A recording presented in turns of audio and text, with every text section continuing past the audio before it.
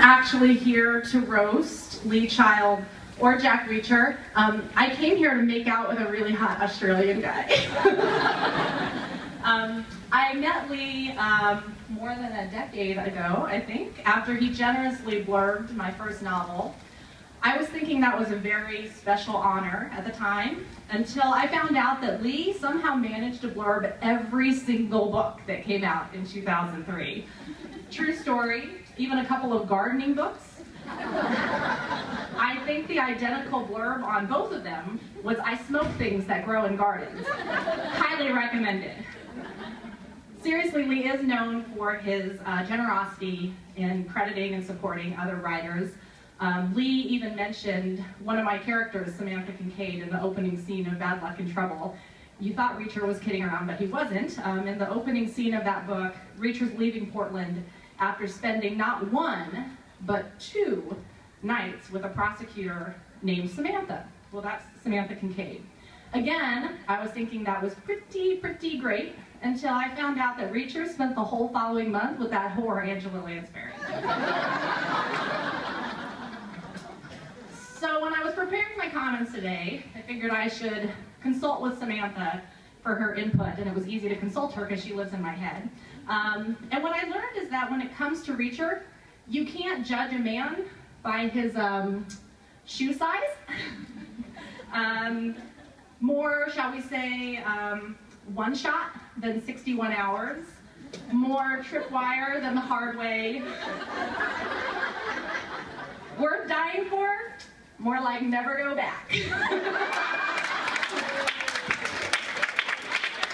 What I'm trying to tell you, Reacher, Samantha faked it.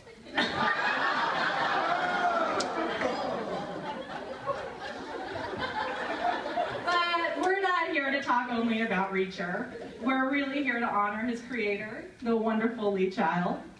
How many of you saw Lee's cameo in the movie Jack Reacher?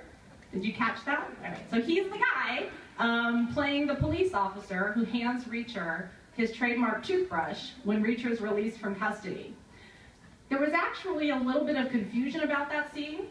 Based purely on physical typecasting, the director had initially assumed that Lee would be playing the toothbrush. Long and skinny like a toothbrush. This is a man, after all, who boasts that he lives on coffee and nicotine. I can testify, however, that I have actually seen Lee eat food.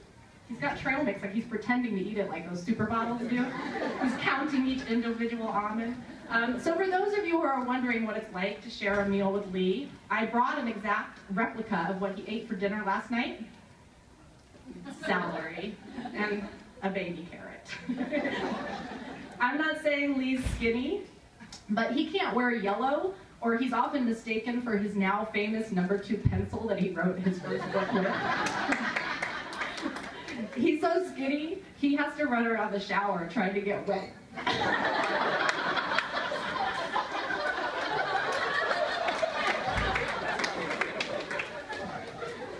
And speaking of wet, can I mention that I've noticed over the years that Lee seems to have quite an effect on the women?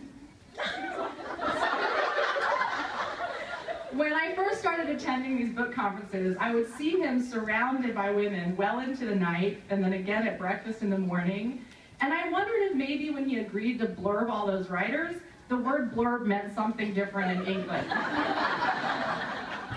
I got the impression that if Lee Child's zipper had a computer password, it would be password. In reality, Lee has a long marriage to a wonderful woman and is an incredible father to a smart and lovely daughter. The fact that he makes us all feel like he just might be gettable is a testament to his ability to take fiction and make it feel absolutely real. Kind of like the way he convinced us for 19 books that Tom Cruise was 6'4". I'm about finished here because there's really not much to make fun of when it comes to Lee. In fact, if some of my material seemed familiar, I'll admit that I watched a bunch of Comedy Central roasts to prepare for today. But I want to make it absolutely clear I didn't steal anything. I just sort of added my own twists, sort of like what that movie Gravity did to Tess Gerritsen. Or when David Baldacci created a loner military investigator named Jess Grabber, or is it Joe Picker?